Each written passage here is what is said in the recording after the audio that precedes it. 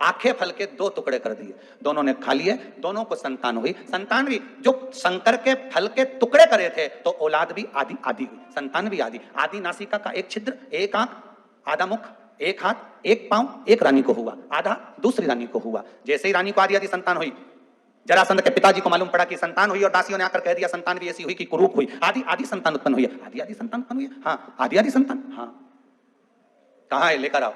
जो लेकर आए देखा तो ये आदि आदि है। पिताजी ने कह दिया ऐसी संतान हमको नहीं चाहिए, ले जाओ फेंक दो इसको, ले जाकर जाकर कहीं फेंक दिया जाए, जंगल में, वन में ले जाओ इसको, डाल दीजिए वन के अंदर, ले जाओ इसको। एक दासी को भेज दिया, दासी ने ले जाकर उसको फेंक दिया।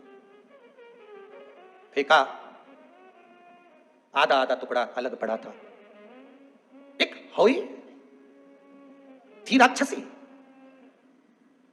पर कभी राक्षस कृत्य नहीं करा था, राक्षस कुल में जन्मी थी हुई, पर राक्षस कर्म नहीं करा था। इसने निकल कर जा रही थी, इसकी शिव भक्ति बड़ी प्रबल थी, इसकी तप साधना बड़ी प्रबल थी।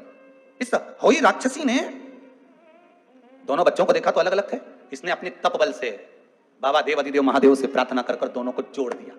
दोनों को जोड़ा, लेकर गई जरासंध के पिताजी के पास में ले जाकर कहा ये तुम्हारा बेटा है, टुकड़े टुकड़े कर कर अलग पड़ा था, मैंने अपने शिव आराधना से अपनी भक्ति से इसको जोड़ दिया है, ले तुम इसको रख लो। पर एक बात याद रखना राजन, तुम्हारे पुत्र को मैंने जोड़ा है, इसको कोई मारेगा तो ये मरने वाला नहीं है, पर बीच में से फाड़ कर अगर भाग अलग कर दिया जाएगा तो ये मर जाएगा। जरासंध को बार बार जोड़ा, फिर जुड़ गया, फिर फाड़ा, फिर जुड़ गया। तब भगवान ने तिनका तोड़कर भाग विभाजित करे, तब भीम ने देखकर जरासंध के बीच में से फाड़ कर भाग विभाजित कर फेंके थे, फिर जीवित नहीं।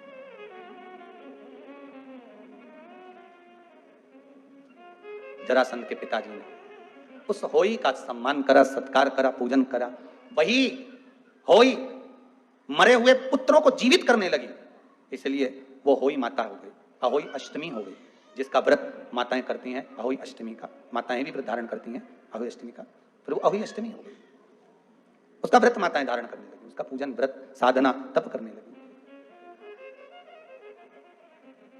भगवान को पूर्ण चाहिए। आप भगवान को फल दे रहे हो, पूर्ण दीजिए। आप भगवान की सेवा कर रहे हो तो पूर्णता में करिए। आप भगवान का मंत्र जाप कर रहे हो, पूर्णता में करिए। अपूर्ण शिव को नहीं चाहिए।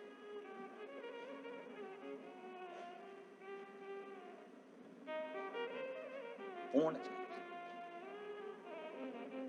और जब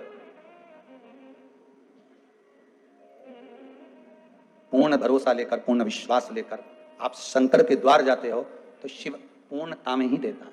शंकर कभी अपूर्ण नहीं देगा, शिव अपूर्णता कभी नहीं देता।